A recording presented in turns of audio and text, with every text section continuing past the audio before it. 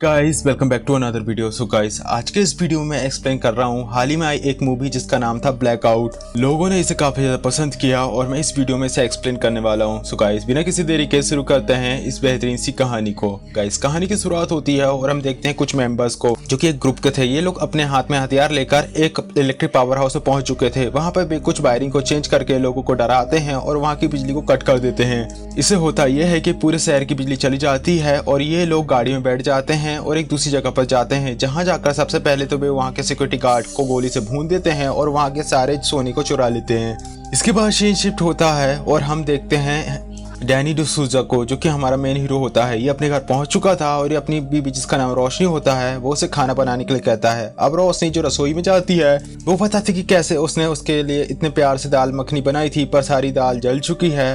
अब डैनी उससे कहता है चल कोई बात नहीं, हम बाहर से खाने को ऑर्डर कर लेते हैं। फिर वह रोशनी के साथ उसके करीब आता है पर रोशनी जो उसे नहाने के लिए भेज देती है। फिर हम देखते हैं नहाते समय डैनी लाइट चली जा चुकी थी और डैनी बाहर निकलता है बाथरूम से और रोशनी को ढूंढता है। तब रोशनी अचानक से उसे आगे डरा देती है और इसके बाद रोशनी उसे एक खाना लाने के लिए कहती है। अब डैनी अपनी कार की चाबी उठाता है और खाना लेने के लिए जाने लगता है। बाहर जाते समय उसे पता चलता है कि कैसे पूरे शहर की लाइन जा चुकी थी और लाइट जाने के बाद रास्ते में बहुत ज्यादा जाम लग चुका है। फिर उसे उसका एक दोस्त मिलता है जिसका नाम रवि होता है। वह उसका एक जिगरी दोस्त था। वो उसे अपने कार में बिठाता है। फिर वे दोनों रास्ते में बात करते हुए जा रहे थे। अब डैनी रवि को अपने घर पे ले जाता है। तभी बारिश शुरू हो चुकी थी।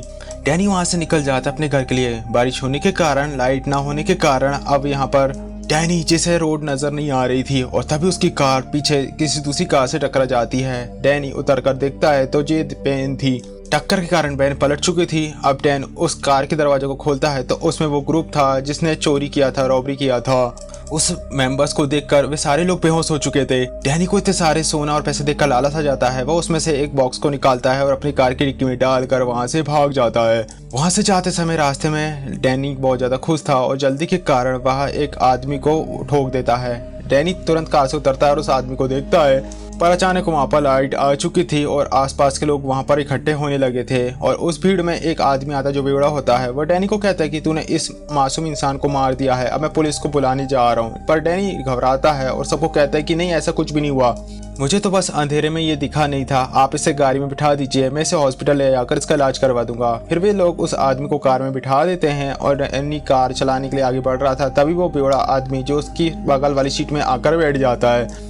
डैनी जो कि उस बेवड़े को कार से उतरने के लिए कहता है पर वह बेवड़ा जो कि कार से उतर कर कहता है कि क्या तुम इसे हॉस्पिटल लेकर नहीं जाओगे क्योंकि ये मर चुका है, और फिर अगर तुम यहाँ से चले जाओ और पुलिस यहाँ पर आएगी तो मैं उन्हें ये बता दूंगा कि तुमने उसे मारा है।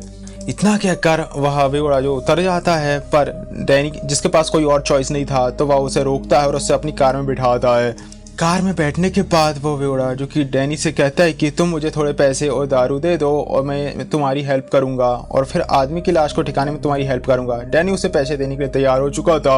रास्ते में उन्हें पुलिस भी नजर आती है जिन्होंने नाकाबंदी करी हुई थी। इसे देखकर डैनी उस बेवड़े आदमी को कहता है कि इस आदमी को यहाँ पर बिठा दो, देखने में ऐसा लगे कि ये सो रहा है और पुलिस हमें न पकड़े। फिर वे लोग आगे बढ़ते हैं जहाँ पर इंस्पेक्टर पाटिल उसे रोक लेता है। फिर हमें एक फ्लैशबैक का सीन दिखाई जाती है। हम देखते हैं डैनी को जो कि दिन के समय था। डैनी यहाँ पर एक बिजनेसमैन बन के उस इंस्पेक्टर के पास आता है। ये एक स्टिंग ऑपरेशन था और वहाँ पर वह उसे घूस देने के लिए मना लेता है और उसकी वीडियो को रिकॉर्ड करके अपने कैमरे में रख लेता है। फिर हमें प्रेजेंट टाइम का सिनारियो दिखाता है। नाकाबंदी का सीन था जहाँ पर इंस्पेक्टर डैनी को पहचान लेता है। वो उसे कहता है कि हम थोड़ी देर पहले तो आपसे मिले थे और आपने इतनी जल्दी मुझे मूछी काट ली। अब यहाँ पर इंस्पेक्टर उसे कई सारे क्वेश्चन कर रहा था और तब वह बेवड़ा इंस्पेक्टर को शायरी सुनाता है और हमें यहाँ पता चलता है कि इंस्पेक्टर को भी शायरी पसंद था, जिसके कारण अब वो उसे वहाँ से जाने देता है। वहाँ से वे सीधे ही कब्रिस्तान जाते हैं और जहाँ पर जाकर डैनी गड्ढे को खोदना शुरू कर देता है। फिर वहाँ पर दो भाई आ जाते हैं जो ब्रदर्स होते हैं। एक का नाम होता है, बहुत अजीब सा नाम होता है, इसलिए हम एक को बोलेंगे बड़ा भाई, एक को बोलेंगे छोटा भाई।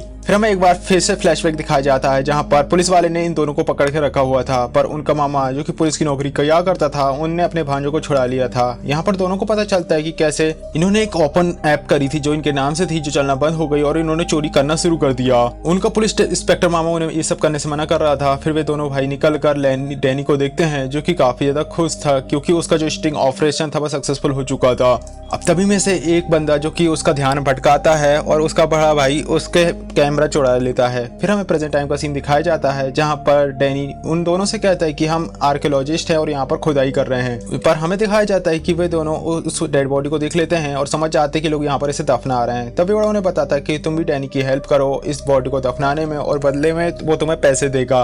अब यहाँ पर हम ये दोनों बंदे इसके लिए तैयार हो जाते हैं और वे उस पैसे से अपने फॉलोअर्स बढ़ाकर वायरल होने के बारे में सोच रहे थे। और इसके बाद वे चारों बॉडी को दफनाते हैं और तभी वहाँ पर जो बॉडी थी वो अचानक से जाग जाती है, जिसे देखकर ये सभी डर जाते हैं और डर के मारे उसे भूत भूत कहते हैं। और उन्हें भागने के बाद हम देखते हैं अरविंद को, जो कि पेशे से एक डिटेक्टिव था, वह डैनी पर नजर रख रहा था। और इसके बाद हम चारों को देखते हैं जो कार में बैठे हुए थे।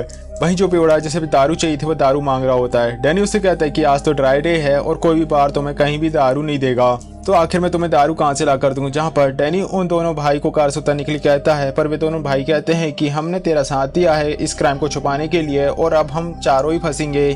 तब यहाँ पर डैनी को उसके बॉस का कॉल आता है, जहाँ पर बॉस उसका कहता है कि पब्लिक हॉस्पिटल में लोग धरना दे रहे हैं, जल्दी से वहां पर जाकर इस न्यूज को कवर करना होगा तुम्हें। वैसे तुम्हारे पास तो कैमरा होगा ही। जिस पर डैनी उसे बताता है कि हाँ सर मेरे पास तो कैमरा है, मैं वहां पर जा रहा हूँ। इसके बाद वे चारों ही हॉस्पिटल की तरफ निकल जाते हैं, जहाँ पर हम देखते हैं एक MLA जिसका नाम अनीता होता है वहां पर धरने वाले लोगों को भाषण दे रही थी जो हॉस्पिटल में आए थे, ताकि जहाँ पर काफी सारे लोगों की मौतें हो चुकी थी। तभी डैनी जो अपने बैग में कैमरा ढूंढ रहा था पर उसे कैमरा नहीं मिलता। हालांकि कैमरा को तो इन दोनों भाई ने चुरा लिया था जिनका नाम ठीक ठाक था। तभी अनीता वहां पर डैनी को देख लेती है और वह उसे गुस्से में देख रही थी।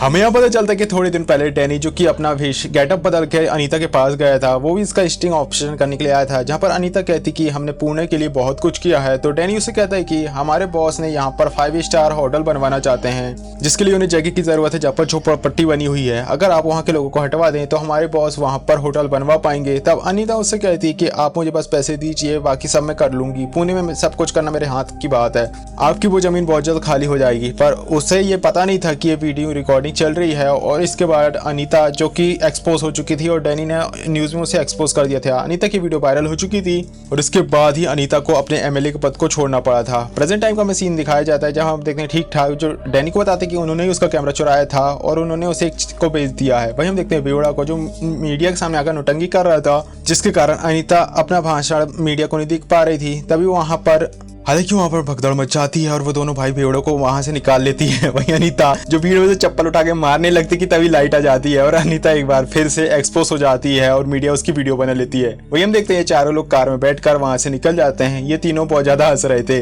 वहीं डैनी जो गुस्से में था और उन्हें चिल्लाते हुए कहता है कि आखिर तुम दोनों चुप क्यों नहीं होते, क्या तुम्हें यहाँ पर हम घूमने के लिए निकले थे, हम कितनी बड़ी मुसीबत में फंस गए हैं। इसके बाद वो दोनों बंदे डैनी को अपने चाचा की दुकान में ले जाते हैं, जहां पर उन्होंने उस कैमरे को बेचा था। उनकी इलेक्ट्रॉनिक की दुकान थी, इसी जगह पर उसका कैमरा उसे मिल सकता था। तभी चाचा जो कि दुकान में आते हैं और काफी टाइम लगाने के बाद अपनी दुकान को ओपन करते हैं। दुकान को खोलने के बाद चाचा डैनी को उसका कैमरा देते हैं और वो उसे बिल भी देते हैं, जिसे देखकर डैनी उस पर गुस्सा होता है कि आखिर वो अपना कैमरा खरीदने के लिए पैसे क्यों देगा। थोड़ी देर बहस करने के बाद आखिरकार वह पैसे देने के लिए तैयार हो जाता है। फिर वह अपना वॉलेट लेने के लिए कार में जाता है, पर उसका वॉलेट कार में था ही नहीं। तब वह गुस्से में उन दोनों बंदों को मारता है, दोनों भाइयों को, क्योंकि उसे लग रहा था कि उसका वॉलेट उन दोनों भाइयों ने चुराया है, पर ऐसा बिल्कुल भी नहीं था।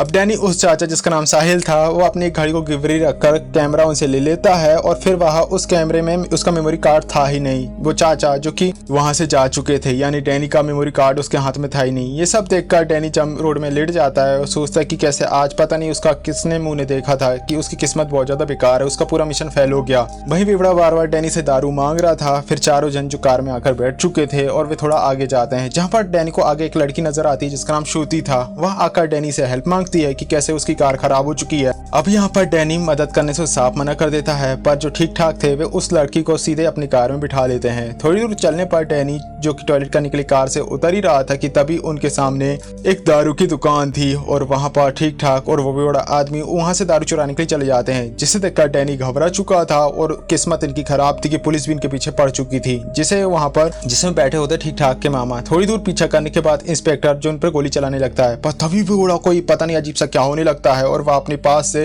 एक पिस्टल निकाल लेता है और वह उल्टा पुलिस वालों के ऊपर फायरिंग करना शुरू कर देता है। फिर हम देखते हैं एक डिटेक्टिव को जो कि डैनी की कार के नीचे कार के निकल जाने के बाद वो पुलिस वाले की कार के सामने एक ड्रम को फेंक देता है और इससे पुलिस वाले की कार का एक्सीडेंट हो जाता है और डिटेक्टिव जो कि अपनी स्कूटी पर बैठकर डैनी का पीछा करना शुरू कर देता है। वही हम देखते हैं डैनी को जो कि कार को रोकता है और श्रुति जो कार से निकलकर वहां से भागने वाली थी, पर डैनी और ठीक ठाक उसे रोककर उसे पूछते हैं कि तुम इतना आखिर घबरा क्यों रही हो। जहाँ पर श्रुति उसे बताती कि दरअसल वो जो वियोड़ा आदमी है वह कोई और नहीं बल्कि एक बहुत बड़ा डॉन है जिसके पीछे पुलिस पड़ी हुई है और उसने अपनी उसी गोल्डन रिवॉल्वर से अभी कई सारे लोगों को मार दिया है। फिर हमें कुछ साल पहले का सीन दिखाया जाता है और हम देखते हैं उस डॉन को जो कि पहले एक डॉन था और अभी बेवड़ा बन चुका है और सब लोग उसे डरा करते थे, पर क्योंकि अब उसके पीछे पुलिस पड़ चुकी थी जिसलिए वह कई सालों से अंडरग्राउंड रहा करता था। पर तभी 1 महीने पहले ही वह अपने शहर वापस आ चुका था और अपने घर के एक जगह जहाँ पर उसने अपनी गोल्डन रिवॉल्वर छुपाई थी वहां से वह निकालता है और उसे अपने साथ में रखकर सड़कों पर ऐसे ही पागलों की तरह घूमने लगता है।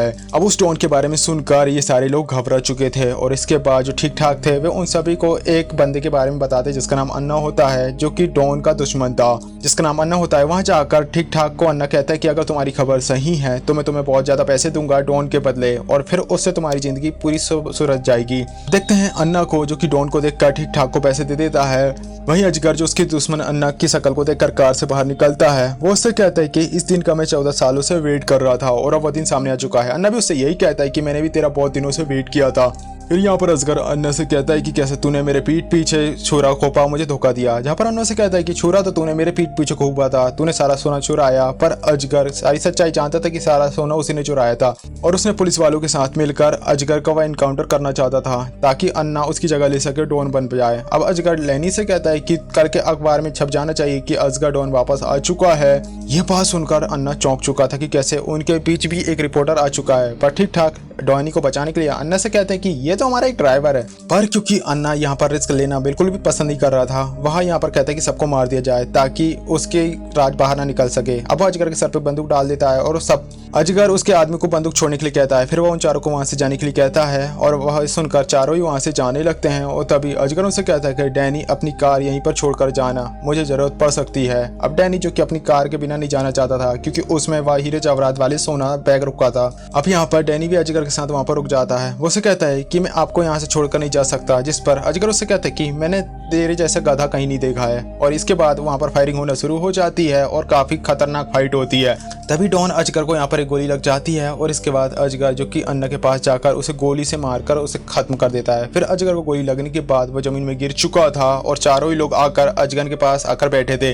अजगर डॉन उन चारों से कहता है कि अगर वो उन्हें कुछ भी हो जाए तो वहाँ उस मस्जिद के पीछे जो उसका घर है और उसके आंगन में उसकी किस्मत दफन हुई है, मुझे भी वहाँ पर दफन कर देना। अजगर डॉन की यहाँ पर मौत हो जाती है। तभी वहाँ पर हम देखते हैं एक शूटर आता है जिसके पास स्नाइपर थी और इसका नाम होता है मिस्टर एक्स। ये वो आदमी था जिसे डैनी ने टक्कर मारी थी और कार से उड़ा दिया और दफनाते समय ये वापस से जिंदा हो गया था। अब डैनी जो मिस्टर एक्स है अपनी जान की भीख मांगता है। तभी पीछे से उसे कोई डॉट शूट करके उसे बेहोश करने वाली गन से शूट कर देता है और हम देखते हैं कि दरअसल ये डिटेक्टिव आनंद होता है। ये वहां पर आ चुका था, श्रुति भी इसके साथ मिली थी। अब डिटेक्टिव डैनी को बताते कि कैसे उसकी पत्नी ने उसे हायर किया था तुम्हें फंसाने के लिए।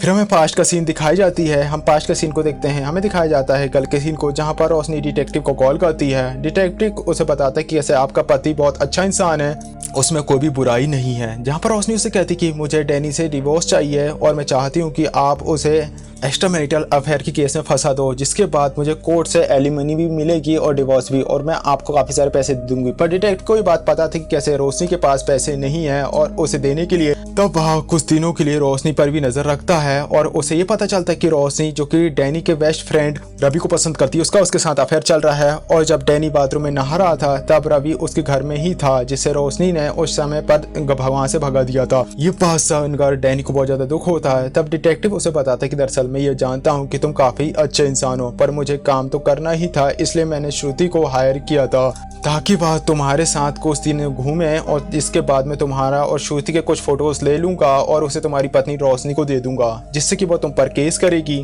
और तो डिटेक्टिव ये भी उसे बताता है कि कैसे मैं तुम पर शुरुआत से ही नजर रखे हुए था। मैंने देखा कैसे तुम्हारे उस कार से एक्सीडेंट हुआ, तुमने उसमें से एक हीरे जवाहरात का बॉक्स निकाला, कैसे तुम्हारे पीछे पुलिस वाले पड़ गए और मैंने ही तुम्हें बचाने के लिए पुलिस वाले की कार के सामने ड्रम फेंका था। वहीं साईं चाचा के पास जो मेमोरी कार्ड गायब हुआ था वो मैंने ही खरीदा था और अब मेरे पास तुम्हारे खिलाफ काफी सारे सबूत हैं कि मैं पुलिस वालों को दे दूं तो तुम्हें पकड़ी जाएगी और तुम्हें जेल हो जाएगी और अजगर डॉन भी मर चुका है और इसके ऊपर 15 लाख का इनाम है। अभी चाहे जिंदा हो या मरा हो मुझे 15 लाख रुपए मिल जाएंगे। और इसके बाद श्रुति और डिटेक्टिव जो कि डॉन की बॉडी को कार में रखते हैं और बॉडी और सोना को लेकर वहां से चले जाते हैं। तभी इन तीनों को याद आता है कि कैसे कार में ज्यादा पेट्रोल था ही नहीं। अबे बड़ी मुश्किल से ये तीनों 2 किलोमीटर ही गए होंगे। इसके बाद ये लोग भागते हुए वहां पर पहुंचते हैं। हम देखते हैं यहाँ पर डिटेक्टिव और श्रुति कार में से सोना निकाल रहे थे और क्योंकि कार का पेट्रोल खत्म हो चुका था तभी इनके बीच फाइट होना शुरू हो जाती है और डिटेक्टिव जो गोली चलाता है और ये गोली जाकर श्रुति को लग जाती है। श्रुति की यहाँ पर मौत हो जाती है और फिर डिटेक्टिव जो कि ठाक को कार के ऊपर फेंकता है और गाड़ी ढलान में खड़ी होने के कारण गाड़ी वहां से मूव होने लगती है। और वहीं डिटेक्टिव और डैनी जो आपस में फाइट कर रहे थे तभी डैनी जो कि डिटेक्टिव के हाथ से बंदूक को छीन लेता है और उसने उसे गोली मार दी थी। वहीं ठीक ठाक जो कि अपने भाई एक दूसरे को बचाते हैं, तीनों ही कार में पेट्रोल डलवाते हैं और डैनी डिटेक्टिव के कैमरे से अपने सारे सबूत को मिटाता है और अपना मेमोरी कार्ड ले लेता है। और इसके बाद वे तीनों ही कार चलाकर दूर चले जाते हैं। एक जगह सुबह होती है जब ये तीनों जवाहरात वाले बॉक्स को खोलते हैं तो उन्हें पता चलता है, हमें पास्ट का सीन दिखाया जाता है। हम देखते हैं उन चोरों को जो हीरो जवाहरात चोरी करने के बाद वैन में बैठकर जा रहे थे, लेकिन उनमें से एक धोखेबाज निकलता है और वह सारे लोगों को मारकर पूरा सोना खुद ही चुराने का प्लान बनाता है। अब इस चीज को लेकर उन सबके बीच फाइट हो जाती है और उसी समय उस वैन का एक्सीडेंट हो चुका था। इसमें सारे लोगों की मौत हो चुकी थी। तभी डैनी उनमें से एक बॉक्स को निकालता है, ये सोचता है कि उसमें भी सोना होगा।